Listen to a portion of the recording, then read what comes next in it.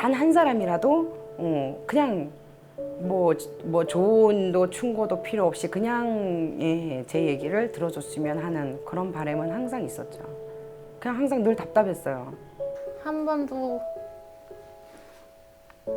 찾아가지 못한 걸 너무 후회하고 가서 얘기 좀 할 걸.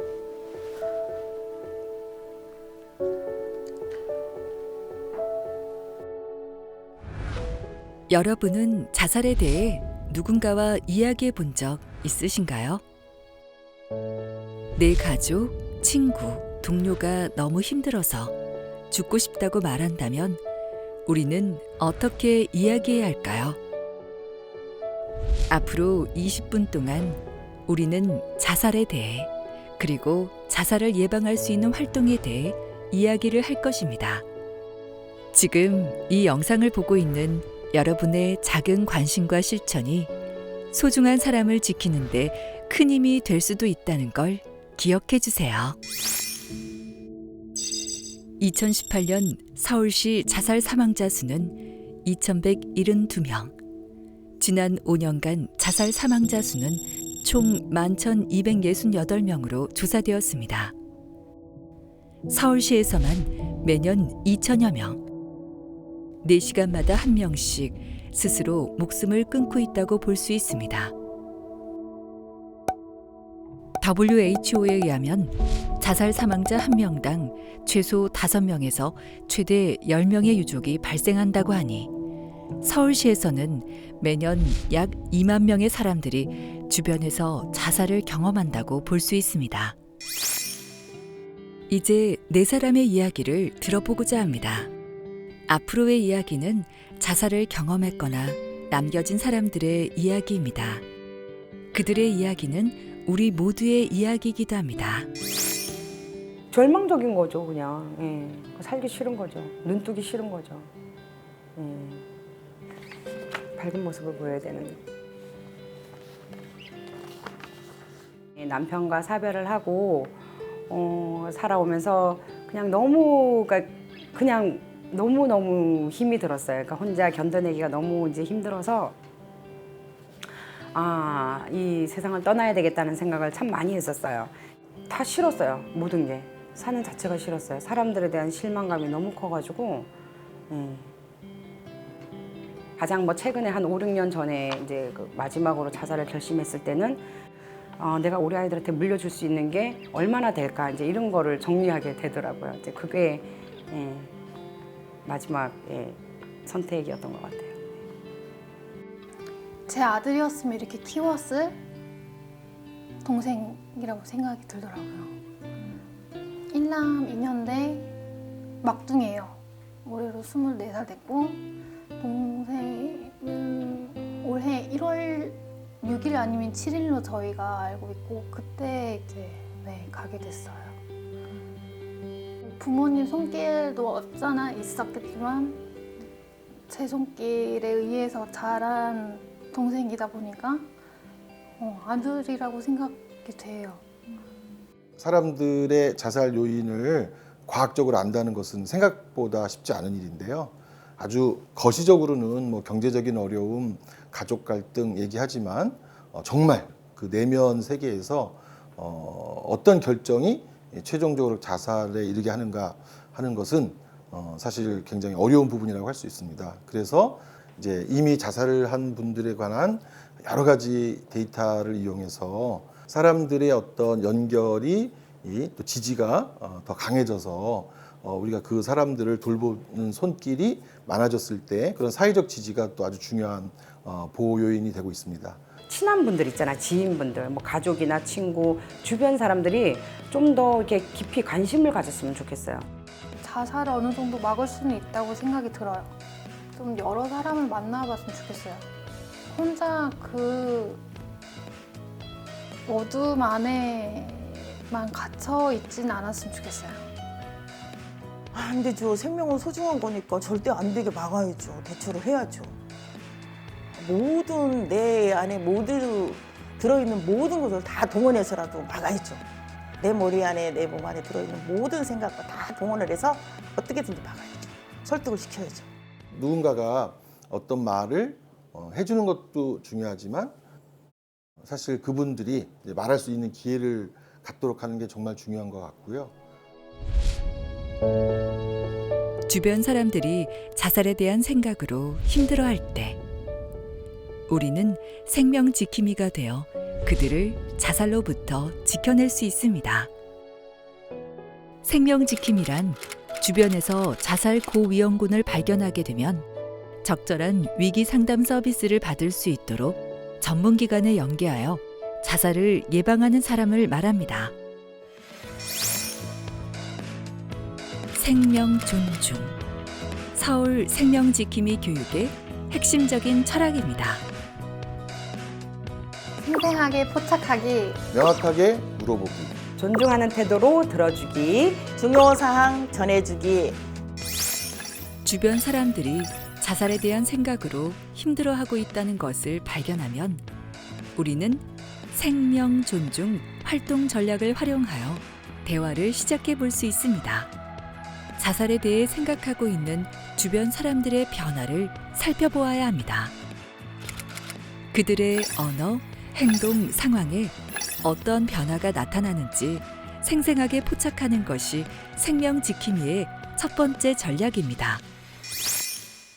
가족 또는 친구가 직접적으로 죽고 싶다는 말을 하거나 간접적으로 힘들다는 표현을 하고 있다면 불면 또는 과수면, 식욕저하 또는 폭식, 주변 정리, 감정 기복, 대인 기피, 자해 행동, 외모 무관심 등의 행동 변화가 있다면 경제적 어려움, 상실에 대한 경험, 외로움, 질병, 폭력 등에 대한 스트레스 상황에 처해 있다면 이것은 자살에 대한 위험 신호를 보내는 것일 수 있습니다. 지금부터 자살 시도자의 인터뷰를 통해 위험 신호를 살펴보겠습니다. 한 20여 년 전에 남편과 사별을 하고 살아오면서 그냥 너무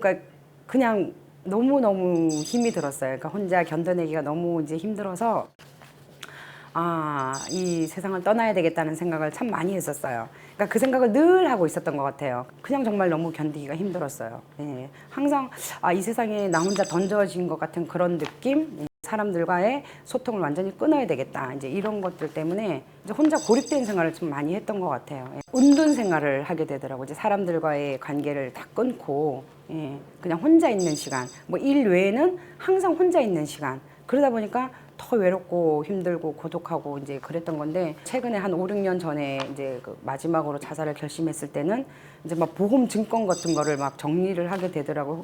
자격지심에 그러니까 사람들은 그냥 무의식 중에 한마디씩 던지는 것들이 나한테는 상처가 되고 내가 혼자 사는 여자라서 저렇게 말을 하는 건가? 이제 이런 것들 나를 비난하는구나, 나를 무시하는구나. 가장 힘들었던 거는 일단은 사랑하는 사람들이 내 주변을 자꾸 떠나는구나에 대한 이제 큰 상실감, 우울감, 그런 것들이 정말 많이 힘들었던 것 같아요. 이러한 변화는 유족의 인터뷰에서도 확인할 수 있습니다. 그냥 말하는 투 그때 언젠가부터인가 너무 달라지더라고요. 항상 물어보는 건 저였어요. 뭐해? 밥 먹었어? 어디야? 그래.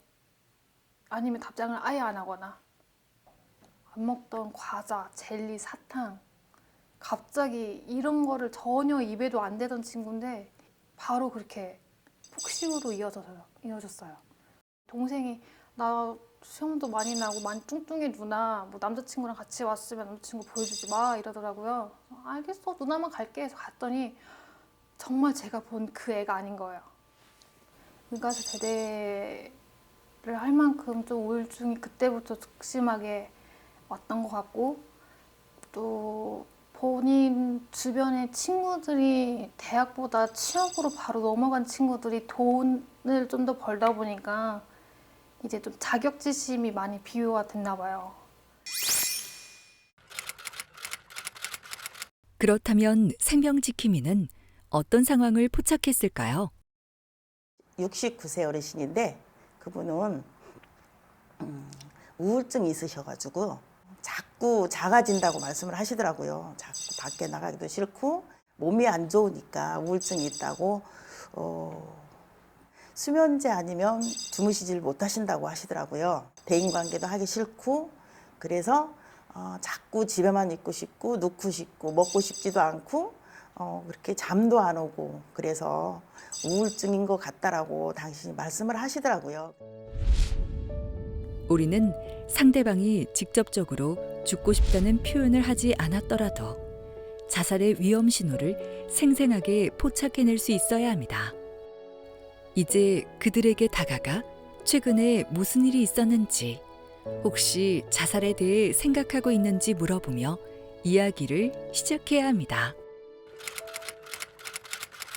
가족이나 친구의 자살 위험 신호를 포착했다면 자살이라는 단어를 활용하여 명확하게 직접적으로 물어봐야 합니다. 자살을 생각하고 있는 사람에게 자살에 대해 질문하면 이야기하는 과정에서 감정이 환기되어 자살 생각을 감소시킬 수 있습니다. 그러니 여러분이 느끼고 있는 두려움과 부담감을 잠시 내려놓고 상대방을 위해 명확하게 질문해 주세요. 그리고 자살 생각에 대해 질문을 할 때는 상대방의 자살 위험성이 어느 정도인지 파악하는 것도 필요합니다. 먼저 자살 위험성을 평가하기 위해서는 5가지 질문을 해볼 수 있습니다.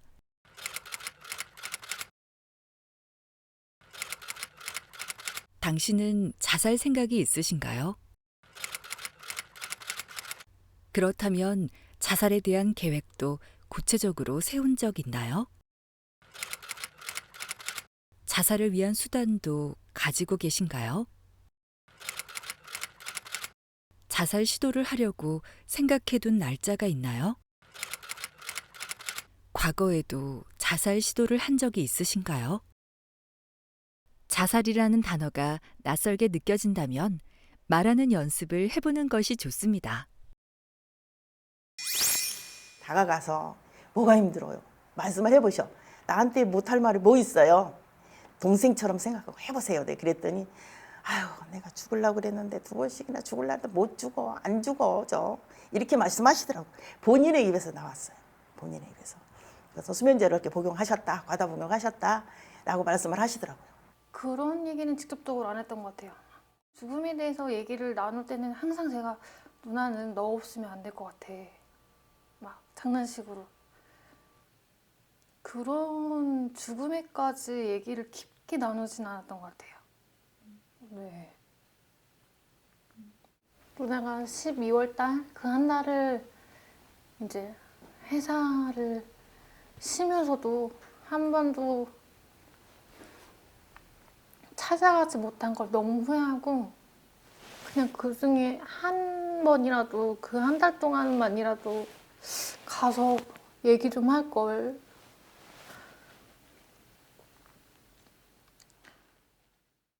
생명 존중의 명은 명확하게 물어보기인데요. 자살에 대해서 생각하는지에 관해서 아주 직접적이고 명확하게 물어보는 것으로 구성되어 있습니다. 그것이 이제 자살에 관해서 얘기할 수 있는 문을 여는 좋은 질문이라고 하는 것을 잊지 말아 주시기 바랍니다.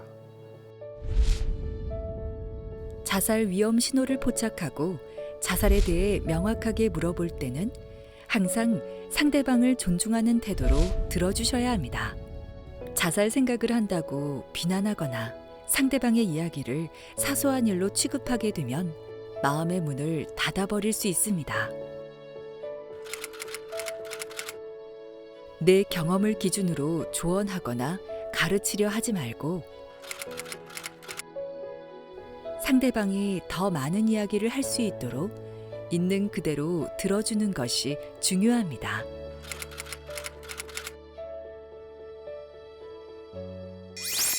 단 한 사람이라도 그냥 뭐 조언도 충고도 필요 없이 그냥 제 얘기를 들어줬으면 하는 그런 바람은 항상 있었죠. 그냥 항상 늘 답답했어요.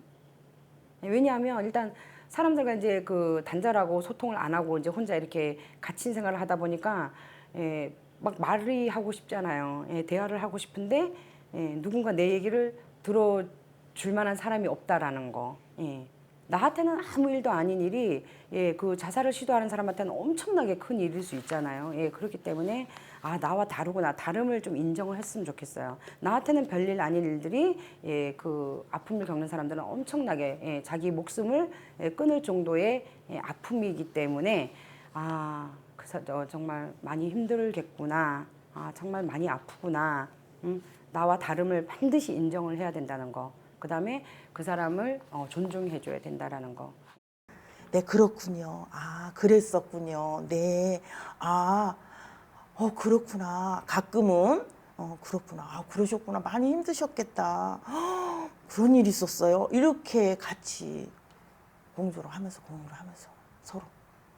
마음이, 그 말씀을 하시는 그 마음이 내 마음에 닿으니까 나도 내 언니처럼, 내 부모처럼 그런 진정한 마음이 나오잖아요. 진정한 마음으로 대화를 하죠. 항상 길거리에서 만나면 포옹을 해요. 끌어안고 언니 반가워요 이렇게. 그래서 이제 점점 더 가까워지잖아요. 그러면서 그 사람이 나를 믿고 속에 있는 말을 털어놓고 이렇게 할 수 있도록. 지금까지 자살 위험성이 있는 사람을 발견해서 위험 징후를 포착하고 자살에 대해 명확하게 물어보고 존중하는 태도로 들어줬다면 마지막으로 상대방을 위해 중요한 사항들을 전달해줘야 합니다. 보건소 선생님이죠. 그러니까 간호 선생님이죠. 간호 선생님한테 어디 몇 동에 몇 호에 사시는 언니가 계시는데 그 언니가 너무 우울하시고 마음이 우울하시고 살고 싶지 않대. 그리고 너무 힘들어하셔요. 한번 방문 한번 해보세요. 선생님은 기술이 있잖아. 간호 선생님들은 방문 간호사 선생님들 기술이 있잖아요. 그래서 그런 식으로 연결해 드렸어요.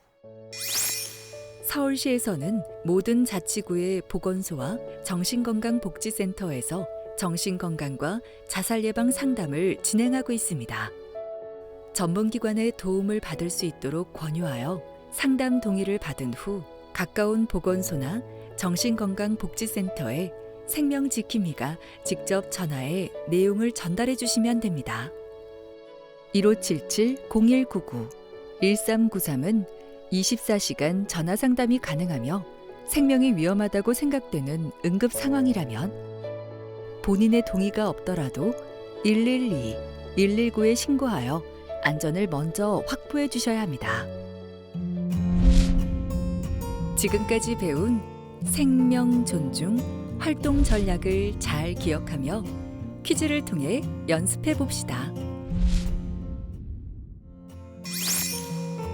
이제 여러분은 생명지킴이가 되기 위한 기초과정을 모두 배우셨습니다. S생명지기 교육은 기초과정으로 오프라인 교육에 참여하시면 생명 존중 활동 전략의 자세한 내용과 대화 방법을 배울 수 있습니다. 또한 자살 예방에 대한 다양한 교육과 정보를 원한다면 문자 수신에 동의해 주세요.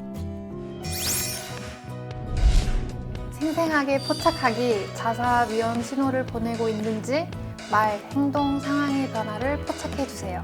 명확하게 물어보기. 자살에 대해 생각하고 있는지 명확하게 물어봐 주세요. 존중하는 태도로 들어주기. 비난이나 조언하지 말고 있는 그대로 들어주세요. 중요사항 전해주기. 자살 생각으로 힘들어하는 사람에게 전문기관을 알려주고 동의받아 연결해주세요. 서울시 생명지킴이 여러분, 이웃이 가장 이제 소중한 저희의 자원이자 힘인 것 같아요. 이 코로나 시절에 이웃이 백신이다, 시민이 백신이다 이렇게 많은 얘기를 나눈 것처럼 그래서 시민들이 외로운 분, 절망하고 계신 분, 정말 힘들어하시는 분에게 따뜻한 격려와 응원을 함께 해주는 이 생명지킴이 활동해 주셔서 너무 감사드리고 정말 자랑스러운 일이라고 여러분들이 자부심을 가져도 될 것 같습니다. 위기의 상황에서 손을 내미는 일은 한 사람의 삶을 일으키는 일. 작은 관심과 실천으로 생명을 구하는 역할을 이제 여러분이 함께 해주세요.